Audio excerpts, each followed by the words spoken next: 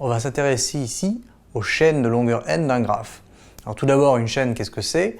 Eh bien, une chaîne de longueur n, c'est une suite de n arêtes qui permettent de relier un sommet i à un sommet j ou bien à lui-même. Attention, on a dit permettent ou permettant ici de relier un sommet i à un sommet j ou à lui-même, ce qui veut dire que si le graphe est non orienté, il suffit que les sommets soient reliés entre eux par une suite d'arêtes. Si par contre il est orienté, il faut que l'arête permette d'aller de i à j, donc il faut faire attention à l'orientation. Mais si c'est le cas, on pourra définir une chaîne par exemple de longueur n entre un sommet i et un sommet j. Si tous les sommets du graphe vérifient la propriété suivante, c'est-à-dire qu'on peut relier le sommet i au sommet j avec une chaîne de longueur supérieure ou égale à 1, on dit que le graphe est connexe. C'est-à-dire que vous prenez un graphe, vous prenez deux sommets au hasard, il faut toujours pouvoir relier ce sommet à l'autre. D'accord? Mais c'est pour n'importe quel couple de sommets que vous prenez, donc il faut tout vérifier. Donc si c'est ça, le graphe est alors dit connexe. Et on va aussi à ce moment-là définir la distance entre deux sommets. La distance entre deux sommets, c'est la longueur de la chaîne la plus courte qui relie les deux sommets. Donc il est possible qu'on puisse aller d'un sommet i à un sommet j par plusieurs chemins. Le chemin le plus court, ce sera la distance entre i et j. Alors maintenant, on va parler de chaîne eulérienne. Alors une chaîne eulérienne, c'est un chemin qui comporte exactement une fois toutes les arêtes du graphe. Donc, c'est-à-dire que on commence sur un sommet, on fait tout le tour du graphe en utilisant une fois chaque arête, et si on arrive à faire ça, alors on a une chaîne eulérienne.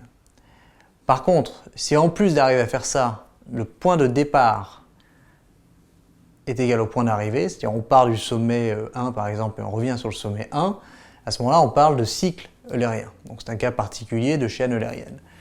Et on dira qu'un graphe qui comporte une chaîne eulérienne est eulérien. Donc un graphe eulérien comporte une chaîne eulérienne ou bien un cycle, pourquoi pas, si on arrive à ce que le point de départ soit le même que le point d'arrivée. Alors pour illustrer tout ça, on a ici le graphe ABCDE et on se demande d'abord est-ce qu'il est connexe. Connexe, ça veut dire je prends deux sommets, il faut toujours que je puisse aller de l'un à l'autre, quels que soient les deux sommets que je prends. Et bien, si je prends A et D, est-ce que je peux aller de A à D? A priori oui. Est-ce que je peux aller de A à C? Oui, comme ça, ou alors même comme ça, il y a plusieurs choix.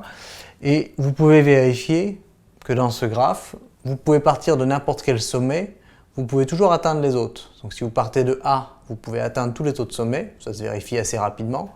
Puis vous partez de B, vous pouvez atteindre tous les autres sommets, c'est pas forcément très direct comme trajet, mais vous pouvez atteindre tous les autres sommets.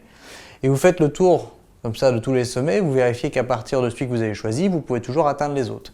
Et à ce moment-là, il est connexe. Celui-ci est effectivement connexe, on va mettre un petit oui, voilà.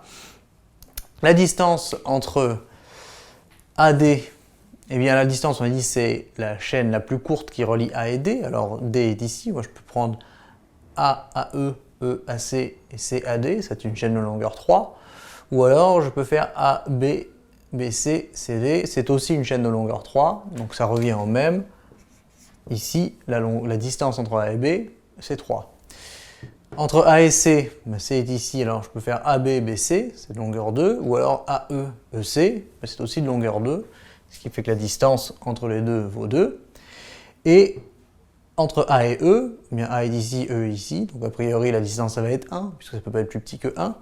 Je pouvais aussi faire AB, BC, CA, AE, bon, enfin ça c'est 1, 2, 3, 4 en longueur, alors que je peux aller directement à E depuis A, et donc la distance vaut 1. Donc il faut toujours penser à vérifier tous les chemins possibles entre deux sommets, et vous prenez le moins long pour donner la distance entre les deux sommets. Est-ce qu'il y a une chaîne eulérienne ou bien un cycle eulérien? Alors là il faut tester. On n'a pas encore d'outils, on verra le théorème d'Euler pour dire oui ou non pour sûr est-ce qu'il y en a une, donc on va essayer comme ça de faire tout le tour du graphe en partant d'un sommet et d'utiliser une fois chaque arête. Donc si je fais de A à B, puis de B à C, et ensuite de C à A, de A à E, de E à C, de C à D et de D à E. J'ai fait, en partant d'ici, tout le tour du graphe. J'ai utilisé chaque arête qu'une seule fois. Je suis arrivé sur E, mais pourquoi pas, c'est pas interdit. Et à ce moment-là, il y a bien une chaîne eulérienne, parce que je peux faire le tour de tout mon graphe en utilisant une seule fois exactement chaque arête. Par contre, est-ce qu'il y a un cycle? Alors on pourrait essayer. Il faudrait pouvoir retomber sur son point de départ, c'est-à-dire choisir un point de départ tel que je fasse tout le tour en utilisant une seule fois chaque arête et que j'arrive à mon point de départ qui serait aussi mon point d'arrivée. Vous pouvez tester si vous voulez, mais en fait, vous verrez qu'il n'y a pas ici de cycle. Par contre, il y a une chaîne eulérienne, ce qui veut dire que le graphe ici peut être considéré comme eulérien.